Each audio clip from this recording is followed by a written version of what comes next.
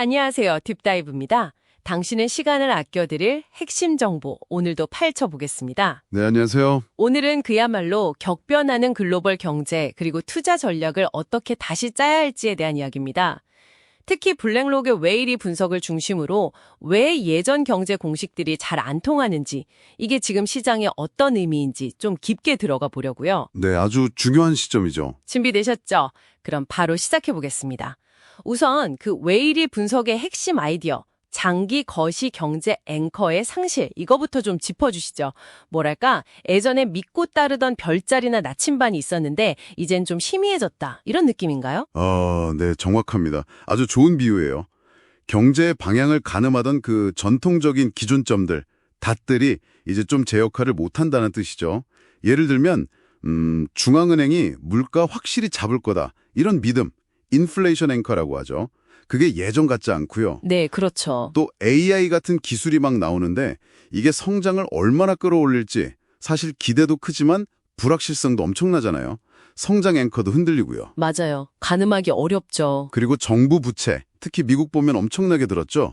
재정 건전성이라는 기준, 즉 재정 앵커도 좀 모호해졌고 심지어 달러 위상이나 페드의 독립성, 이런 제도적 신뢰 앵커마저 의문이 제기되는 상황입니다. 와, 정말 여러 기준점들이 다 흔들리는 거네요. 네. 근데 이게 그냥 이론적인 얘기가 아니라 당신 같은 투자자들이 실제로 시장을 보고 판단하는 방식 자체를 바꾸고 있다는 점, 그게 중요합니다. 그래서 장기 예측이 어려우니까 웨일이는 오히려 단기적인 접근, 현재와 지금 here and now에 집중해서 역설적인 확실성을 찾는다고 하던데요. 이 부분이 참 흥미로웠어요. 아, 맞아요. 바로 그겁니다. 장기적인 큰 그림을 그리기 힘드니까 당장 눈앞의 상황, 정책이 어떻게 바뀔지 이런 단기적인 요소에 더 집중하자는 거죠. 그래서 장기 전략적 배분보다 전술적 배분이 훨씬 중요해졌다고 보는 거고요. 전술적 배분? 네. 블랙록의 접근을 보면 예를 들어 관세가 먼저 딱 부과되고 그다음에 감세나 규제 완화가 따라올 가능성, 이런 시나리오들에 주목하는 거죠. 그러면서도 결국 경제가 어떤 지점에 도달할지 그 착륙 지점은 소위 불변의 경제 법칙에 따라 예측하려고 합니다. 불변의 경제 법칙이요? 네, 예를 들면 미국은 돈이 계속 필요하다, 외국 자본에 의존한다, 이런 건 잘 안 바뀌잖아요. 그런 걸 바탕으로 판단하는 거죠. 그래서 미국 주식은 여전히 선호하는데 예전만큼 만장일치는 아니고 좀 분열적이다, 이렇게 보고요. 유럽은 중립이고요. 그럼 결국 이런 불확실성 속에서 어떻게 투자 방향을 잡아야 하느냐, 이 질문으로 돌아가네요. 그렇죠. 그게 핵심 질문입니다. 그 불변의 경제 법칙을 강조하는 맥락에서 시장이 극단으로 치달을 때 그 꼬리 위험은 오히려 피해야 한다, 이런 조언도 있었어요. 근데요, 요즘 보면 시장이 워낙 큰 뉴스에도 좀 덤덤할 때가 있잖아요. 혹시 이런 극단적인 상황에 시장이 좀 무뎌진 건 아닐까요? 아, 그거 정말 많이들 궁금해하시는 부분인데요. 근데 웨일이 분석은 정반대입니다. 시장의 극단에 아직 무감각해지지 않았다는 거예요. 오, 그래요? 오히려 발표되는 데이터 하나하나에 주식이나 채권 금리가 정말 예민하게, 전례 없이 민감하게 반응하고 있다는 겁니다. 왜 그럴까요? 그게 바로 장기적인 닻을 잃어버렸기 때문이에요. 투자자들이 단기 데이터에서라도 장기적인 방향에 대한 실마리를 찾으려고 필사적인 거죠. 그러니까 큰 그림에서 보면 이렇게 시장 해석이 막 거칠게 요동치면서 변동성은 커지지만 동시에 발빠른 투자자에게는 더 많은 전술적 기회가 열린다, 이렇게 볼 수 있습니다. 아, 변동성 속에 기회가 있다. 알겠습니다. 그럼 이걸 좀 더 현실적으로, 특히 미국 상황에 한번 적용해 볼까요?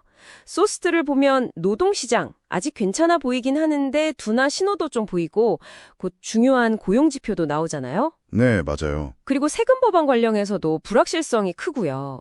월스트리트 저널은 그저 그런 세금 법안이라고 평가절하하기도 했지만요. 또 부채 문제 때문에 채권 감시자들 목소리도 커지고 있고요.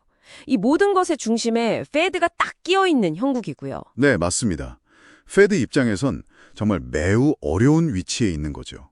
인플레이션이 좀 자연스럽게 내려갈 수도 있는데 갑자기 관세 같은 게 이걸 다시 확 자극할 수도 있고요. 그렇죠. 변수가 너무 많죠. 네, 재정 적자는 늘어나는데 또 경제 자체는 아직 괜찮고 게다가 정치적 압력도 있죠. 그 손글씨 메모 얘기처럼요. 이러니 페드로서는 섣불리 움직이기보다는 일단 관망, 지켜보자, 이런 자세를 유지할 가능성이 높습니다. 결국 이런 복잡한 상황 자체가 불확실성을 더 키우고 그래서 아까 말씀드린 단기적, 전술적 대응의 필요성을 더 부각시키는 거죠.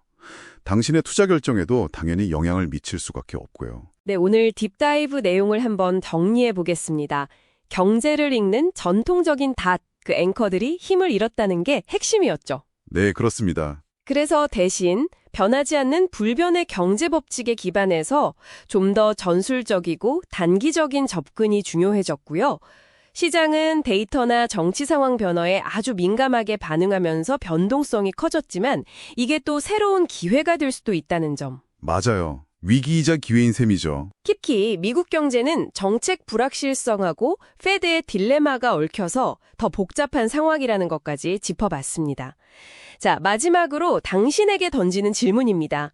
이렇게 장기적인 예측보다는 단기 전술과 불변의 법칙이 중요해진 시대에 단순히 투자뿐만 아니라 당신 자신의 미래를 계획하는 데 있어서요. 위험과 안정성에 대한 당신만의 정의를 어떻게 다시 내려야 할까요? 한번 고민해 보시면 좋겠습니다. 오늘 딥다이브는 여기까지입니다.